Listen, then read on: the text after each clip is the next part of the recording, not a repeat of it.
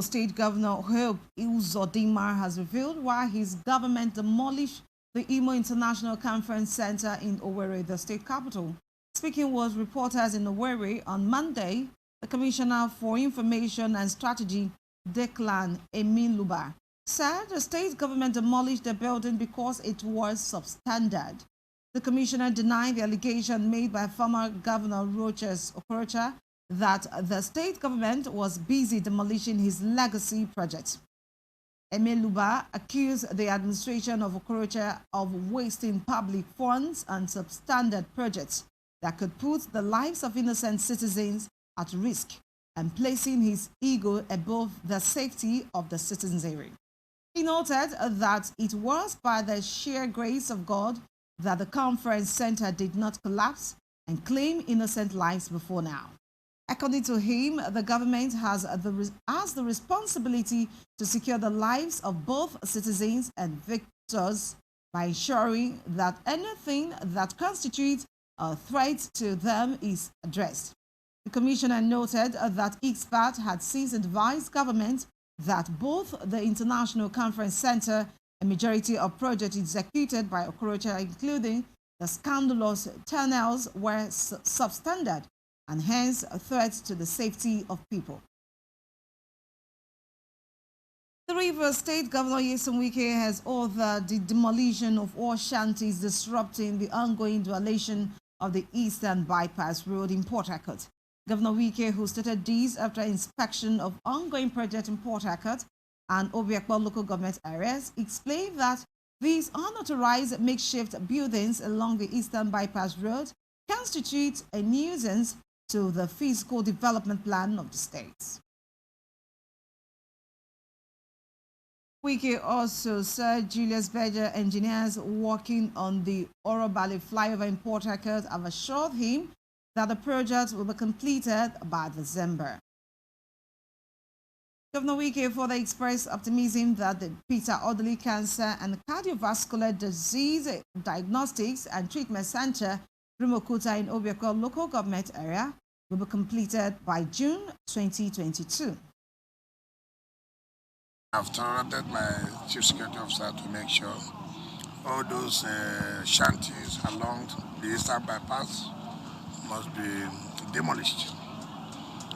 We have told members of the public that if you want to do business, that you need for you to acquire a place and to carry out your business activities, not just to wake up in the morning, you don't know the fiscal development plan of the state, you just go and build all kinds of things along the road. And so all those makeup ships along Eastern Bypass will be demolished in the next 1 week. Of course, we are quite encouraged with what's going on in the dualization of the Ogunabali Road. Of course, you know, that is a community that's highly populated, a community that is a neighbor with the OG area. We have appealed to them and we thank God with the support that the communities there are giving to Julius Berger because that road will change the landscape within that axis. So we are quite happy that before March next year, or if not March, that road will be, the dualization of that Suguna Valley and the second phase of the Eastern Bypass will be completed. When the Dr. Peter Odley Cancer and Cardiovascular Diagnostic Treatment Center, which is key, this contract is for 14 months, that is 1 year and 2 months. It's also being handled by Julius Berger, and we know that by June next year, by the grace of God, we'll invite the Nigerians to come and see what we'll be able to do as part of our own contribution to the development of the healthcare system. Normalcy has finally returned to Elele Alimini in Emoaha local government area after 2 persons were killed following a clash between local vigilante members. The commander of the vigilante in Oroporowo, Ogbakari, and his second in command was reportedly gunned down during a gun battle between different rival vigilante groups in the area. Speaking to Atlantic Television Network in Elele Alimini, some residents of the community said normalcy has returned to the community. The rumor came that the CDC chairman is dead, but unknown to the people that the former CDC vice chairman is still alive. So the people went into action and they killed one NOSPAC member. It was a mob action anyway. Normalcy has returned back to Elele. As it stands now, all the business activities has returned back. Because of the crisis between one merger and OSPAC in my community, there was this misunderstanding. But I know it's a temptation. So I want to appreciate God for returning peace in my community. As it stands now, we're no more living in fear, we're no more living in tension. In a swift reaction, the Emoaha Local Government Council Chairman Chidi Lloyd advised youth of the area to shun all forms of violence and embrace peace.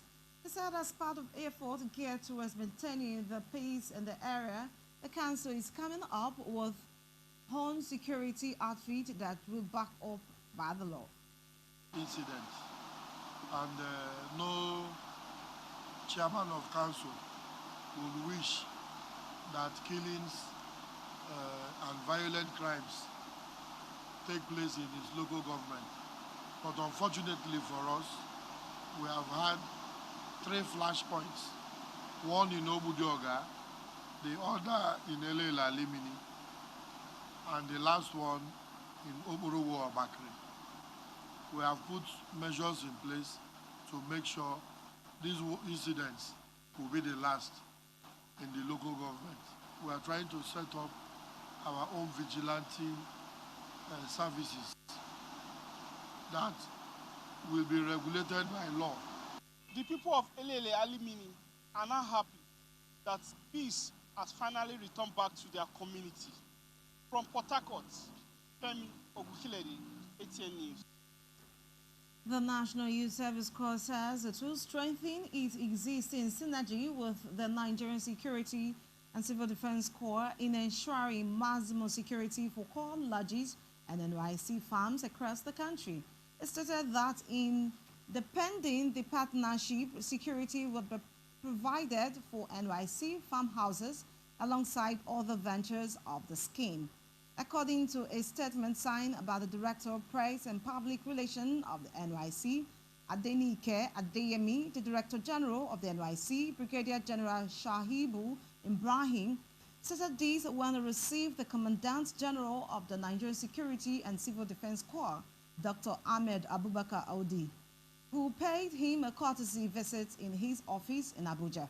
Ibrahim, who said all stakeholders must rally around core members, described them as critical national assets that must be protected.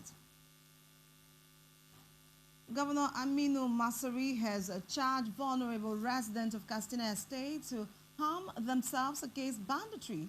He said it was morally wrong for people to submit meekly to hoodlums without any attempt to defend themselves, noting that security remained everybody's business. According to him, it is the people's gentle submission that emboldens the bandits to continue with their heinous activities, adding that Nigerians must purge their minds of the mistaken notion that security is the government's sole responsibility. The governor made the call on Tuesday in Jabia Town during a visit to